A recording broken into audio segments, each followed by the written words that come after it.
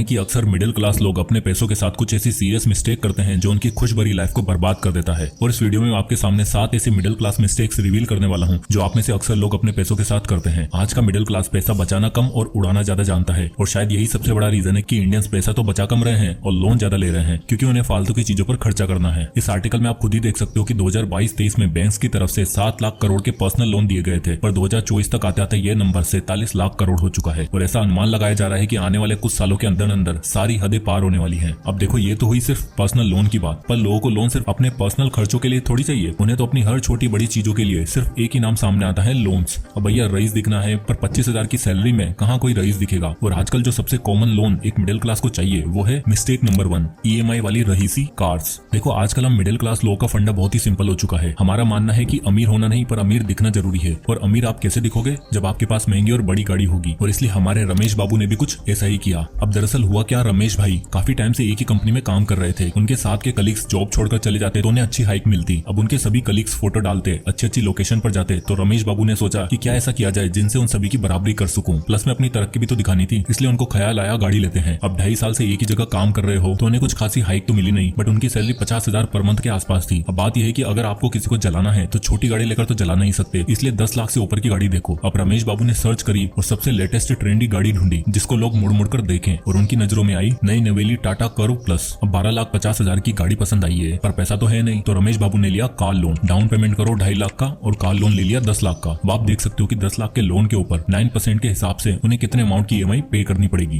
हर महीने 20,758 रुपए, ऊपर से गाड़ी का मेंटेनेंस, इंश्योरेंस सब मिलाकर 25,000 का खर्चा। 50,000 की सैलरी में रमेश बाबू ने 25,000 के ऐसे खर्चे को दे दिया जो शोरूम से बाहर निकलते ही आपकी जेब खाली करना चालू कर देता है। पर अगर रईसी EMI पर मिल रही है तो कोई क्यों ना ले। हाँ, रमेश बाबू अपने कलीग्स को जलाने में कामयाब तो है, पर उनको जलाने के चक्कर में इनकी खुद की जेब जल गई। पर आप में से कितने लोगों के पास कार है? कमेंट में यस या नो जरूर लिखें। चलो, ये तो रमेश बाबू, शायद इसके बाद कोई गलती ना करे, पर आप में से मोस्टली लोग जो अगली गलती जरूर करेंगे वो है मिस्टेक नंबर 2, बड़ा मकान फीका पकवान होम। जरा कुछ भी आगे जानने से पहले ये डेटा देखो। इस समय इंडिया में current outstanding housing loan 27.23 lakh crore है, और होम लोन फाइनेंसिंग में ये सडन सर्ज आया है 2021 के बाद, यानी कोविड के बाद। और आपको ये जानकर हैरानी होगी कि इसमें 65 से 70% कंट्रीब्यूशन मिडिल क्लास लोगों का है, जो उनके लिए सबसे बड़ा वेल्थ किलर है। कैसे? चलो देखते हैं। तो कुलदीप सिंह जी फरीदाबाद एरिया में अपनी फैमिली के साथ रेंट पर रह रहे थे। अब 2021 में हुआ क्या कि उनकी बेटी अंजू की क्लासेस और उनके ऑफिस का काम दोनों ही घर से होने लगा। जब अंजू की क्लासेस का टाइम होता, ठीक उसी समय कुलदीप जी के ऑफिस का टाइम भी होता। फरीदाबाद के एक 2 BHK फ्लैट में पूरी फैमिली 25 से 30,000 के रेंट में आराम से एडजस्ट कर रही थी। अब क्योंकि कुलदीप साहब काफी समय से जॉब कर रहे थे, फैमिली की नीड्स कम थी, तो उनके पास अच्छा खासा अमाउंट सेव हो चुका था। पर कोविड के बाद उनकी वाइफ को लगा अब हमें बड़ा घर लेना चाहिए ताकि अंजू की पढ़ाई भी हो सके और कुलदीप साहब का काम भी। पर बड़ा 3 BHK रेंटेड हाउस देखने की बजाय उन्होंने सोचा अपना घर ले लिया जाए, और फाइनली उन्हें सेम एरिया में एक 3 BHK फ्लैट दिखाया गया 80 लाख का। ठीक उसी तरह का फ्लैट उन्हें 35,000 पर मंथ की रेंट पर भी मिल रहा था, पर उन्होंने बाय करना सही समझा। अब देखो यार, इनकी सैलरी अच्छी खासी थी, सेविंग्स भी थी, लेकिन इतनी भी नहीं कि 80 लाख का घर एक बार में ले लें। 1 लाख पर मंथ की सैलरी थी, तो इन्हें लगा कि 20 लाख की डाउन पेमेंट कर देते हैं और बाकी का होम लोन ले लेते हैं। अब आप यहाँ देख ही सकते हो कि 60 लाख के लोन के अमाउंट पर उन्हें हर महीने 53,984 रुपए की EMI पे करनी पड़ेगी, वो भी अगले 20 सालों तक। और 20 साल बाद आप देख ही सकते हो कि जितना इंटरेस्ट उन्हें पे करना होगा वो उनके लोन अमाउंट से कहीं ज्यादा होगा, लगभग 70 लाख रुपए, और टोटल पेमेंट 1,29 लाख रुपए। यानी अगर वो कहते हैं कि उनको ये घर 80 लाख का पड़ा, तो ये भाई 80 का नहीं बल्कि 1,30 लाख का है। और तो इंडिया में प्रॉपर्टी के साथ साथ उसका टैक्स, मेंटेनेंस, उसके ऊपर सारे खर्चे मिलाकर 10 से 15,000 लगते हैं। अब 1 लाख कमाने वाला आदमी अगर 60-70,000 सिर्फ EMI और मेंटेनेंस में दे देगा तो घर कैसे चलेगा? Mistake number 3,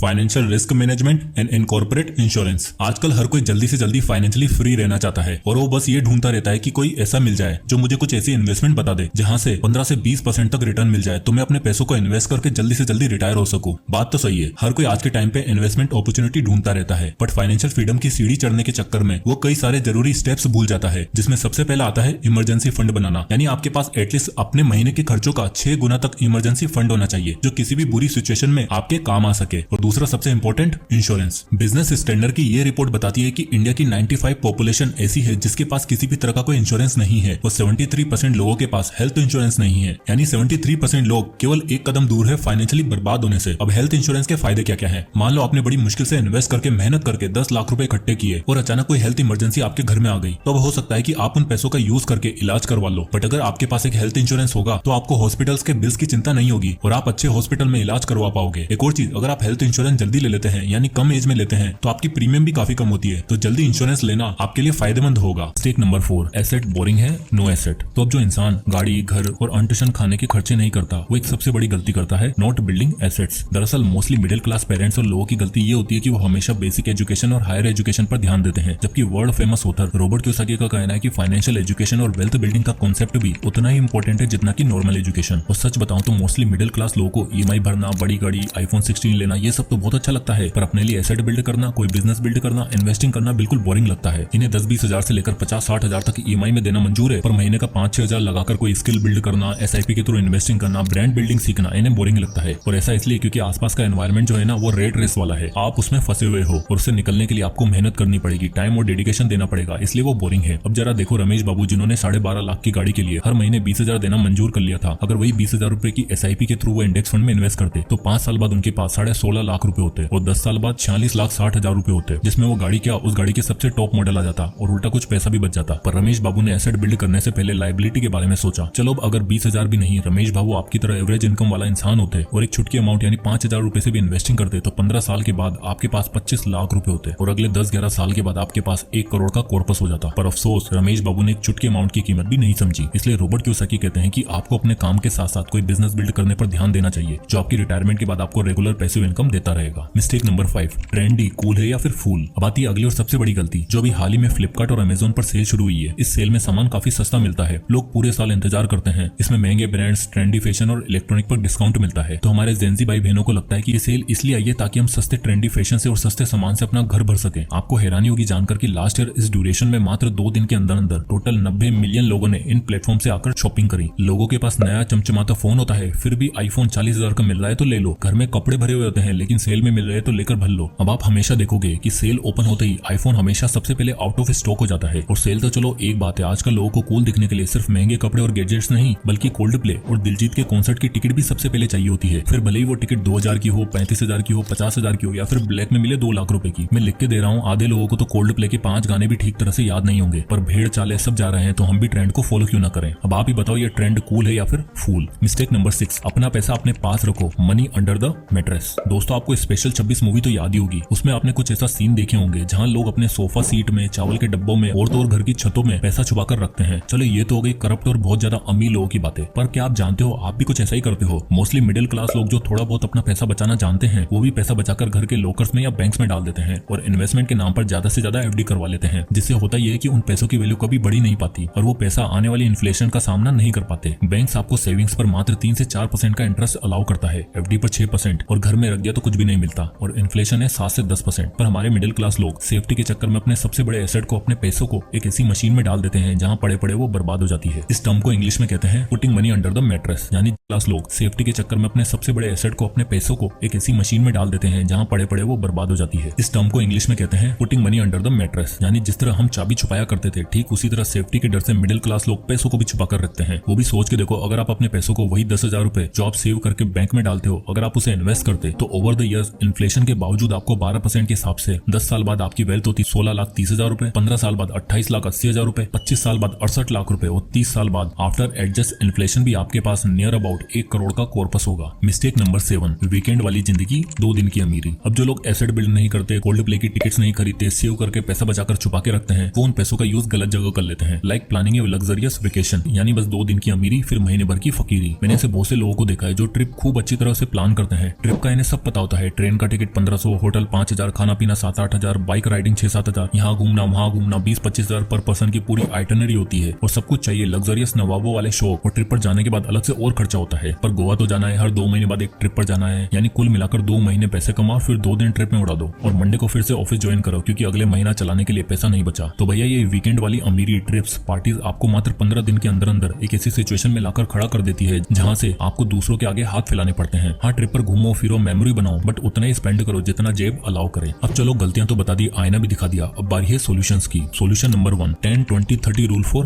home. घर खरीदते समय हमेशा 10-20-30 रूल को फॉलो करो, जिसमें 10% आपके पास इमरजेंसी फंड होना चाहिए, 20% डाउन पेमेंट होनी चाहिए और आपकी मंथली ईएमआई आपकी टोटल इनकम का 30% से ज्यादा नहीं होनी चाहिए। यानी मान लो आपकी सैलरी 60,000 रुपए महीना है तो आप एक ऐसी प्रॉपर्टी को ढूंढोगे जिसमें आपकी मंथली ईएमआई 60,000 इंटू 30% जो कि होगा 18,000 रुपए। यानी फॉर एग्जांपल अगर आप 30 लाख की प्रॉपर्टी सेलेक्ट करते हो जिसमें 20% यानी कि 6 लाख आपको डाउन पेमेंट करनी पड़ेगी तो बचे 24 लाख पे आपको 18,000 पर मंथ की ईएमआई करनी होगी। Solution number 2, the 24 hour rule. ये सेल तो आती जाती रहेगी, बस आप अपने आप को इंपल्स बाइंग से बचाओ। उसके लिए आप द 24 आवर रूल को फॉलो कर सकते हो, जिसमें अगर आपको कोई महंगा सामान खरीदना है तो उसे इंस्टेंट बाय करने से पहले कार्ट में ऐड करके रख लो, और अगर 24 घंटे बाद भी आपको उस सामान को खरीदने की नीड होती है तो बाय करो। वैसे मोस्ट ऑफ द टाइम यही होगा कि 24 घंटे बाद आपको उस सामान को खरीदने की जरूरत ही महसूस नहीं होगी। Solution number 3, use 20-80 rule. इस रूल के अकॉर्डिंग आपको अपनी महीने की सैलरी का 80% खाना पीना, एंटरटेनमेंट और जरूरी खर्चों पर स्पेंड करना है, और बाकी बचा 20% आपको इन्वेस्ट करना है। और इन्वेस्टिंग के लिए आप इंडेक्स फंड जैसे एसेट में इन्वेस्ट कर सकते हो। अब मान लो आपकी सैलरी 25,000 है तो 25,000 का 20% होगा 5,000 रुपए। तो आप जैसे यहाँ देख सकते हो कि अगर आप 5,000 रुपए भी महीने का इन्वेस्ट करते हो, जहाँ आपको 15% का रिटर्न मिल रहा है, तो 25 साल बाद आपके पास 1,64,00,000 की वेल्थ हो जाएगी। बट ये तभी पॉसिबल होगा जब हम डिसिप्लिन के साथ सही जगह पर अपना पैसा लगाएंगे। बट रियलिटी ये है कि जहाँ यूएसए में 55% लोग इन्वेस्ट करते हैं, वहीं इंडिया में केवल 3% लोग इन्वेस्टिंग करते हैं, और ये बहुत कम है। और जैसे जैसे इंडिया की इकोनॉमी ग्रो हो रही है, हाँ, मिडिल क्लास को भी इस ग्रोथ का फायदा मिलेगा।